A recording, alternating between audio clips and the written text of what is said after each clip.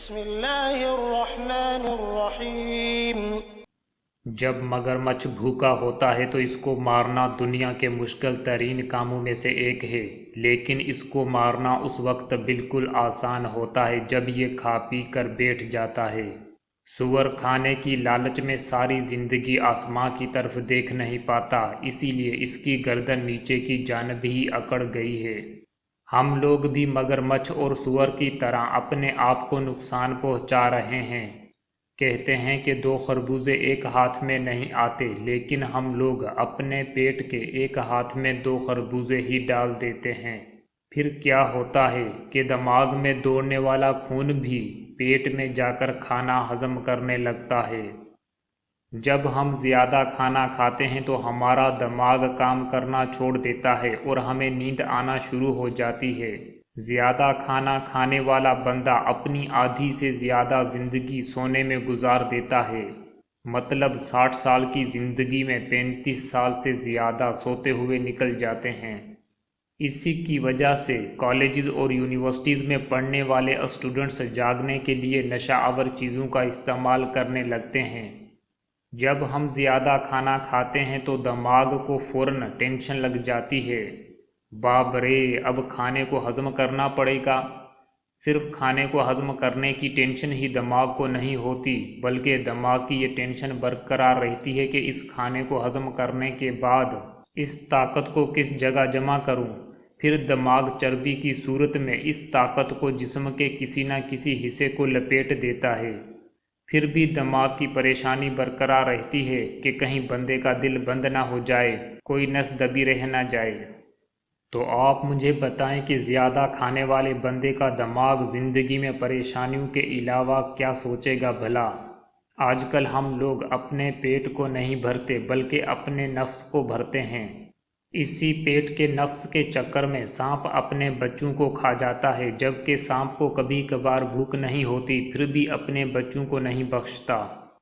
कहीं ऐसा तो नहीं हो रहा कि हम लोग भी अपने नफ्स की खातिर अपनी ज़िंदगी को नहीं बख्श रहे, अपनी ही कामयाबी को कुर्बानी का बकरा बनाकर शेर की तरह खा जाते हैं।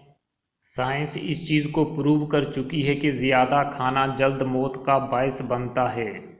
क्या आपको पता है दोस्त कि गांव में पाली जाने वाली मुर्गी का चूजा एक साल में बड़ा होता है और कई साल जिंदा रहता है, जबकि फार्मी मुर्गी यानी फीड की मदद से तैयार की जाने वाली मुर्गी सिर्फ 30 दिन के अंदर ही तैयार हो जाती है। लेकिन ख़ास बात यह है कि ये मुर्गी अगले चंद दिन में मर भी जाती है।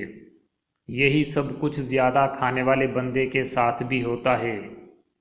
चलो आइए सुन्नत रसूलुल्लाह सल्लल्लाहु अलैहि वसल्लम पर अमल करें। हमें चाहिए कि अपने पेट के 3 हिस्से करें। एक हिस्सा खाने के लिए, दूसरा हिस्सा पानी के लिए और तीसरा हिस्सा हवा के लिए। हमें चाहिए कि अपने खाने में दूसरों को शामिल करें। एक बंदे का खाना अगर 2 बंदे खाएं तो ये अच्छा है। हमें अपने आसपास भी देखना चाहिए कि कहीं कोई भूखा तो नहीं। जो भी खाना हम अपनी ज़रूरत से ज़्यादा खाते हैं वो हमारे जिस्म में बीमारी का कारण बनता है।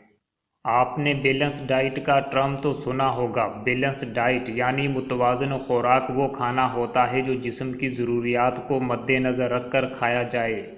आजकल हम लोग पेट भर भर कर खाना तो खाते हैं, लेकिन इससे जिस्म की ज़रूरियात पूरी नहीं होती और दिमाग को खाना हज़म करने के लिए हमें सुलाना पड़ता है। जब हमें सुस्ती होने लगती है, नींद आने लगती है, तो हम लोग जागने के लिए क्या करते हैं? नशे का, चाय का, कोल्ड ड्रिंक का सहारा लेते हैं। ज़्यादा खाना ही गुस्से, टेंशन, ब्लड प्रेशर और परेशानी का बायस बनता है।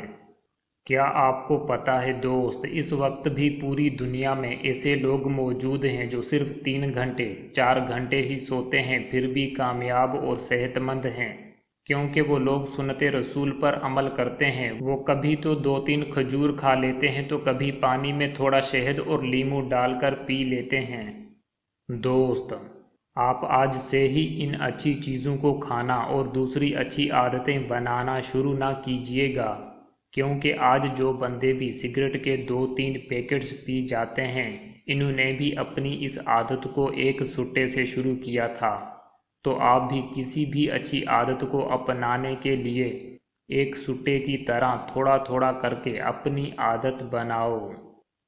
दोस्त, आप कमेंट सेशन में ज़रूर बताएं कि आपको कितने घंटे नींद आती है और आप इस सूरत हाल में क्या करते हो। क्या मेरी बताई हुई टेक्निक्स आपको अच्छी लगी?